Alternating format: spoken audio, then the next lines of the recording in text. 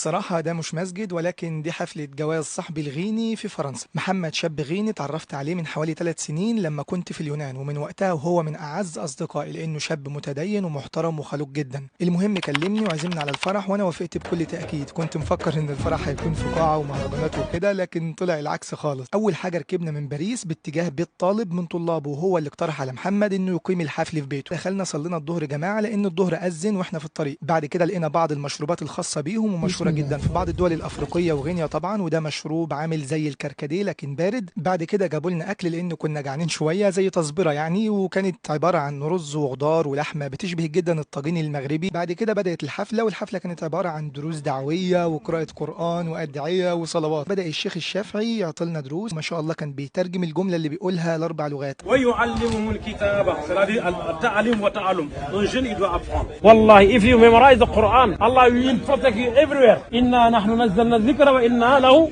حافظون. بعد كده بدأ العريس يرحب بالضيوف ويقرأ بعض آيات القرآن. استعينه على نيل الرضا واستمد لطفه فيما قضى، وبعد أحييكم بتحية الإسلام، تحية أهل الجنة في الجنة. السلام عليكم ورحمة الله تعالى وبركاته. لنخرج به حبا ونباتا وجنات ألفافا.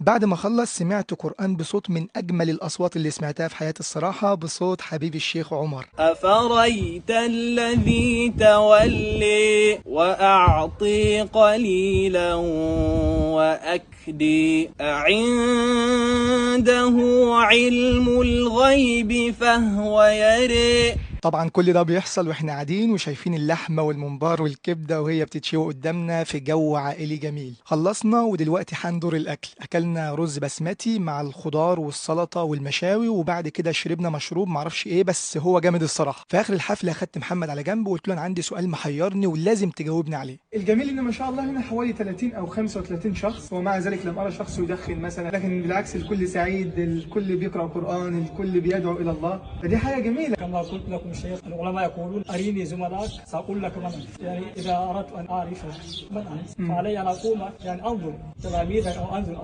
أصدقائك الذي حولك. ولذلك يقولون المرء على دين خليله فلينظر أحدكم من يخالف.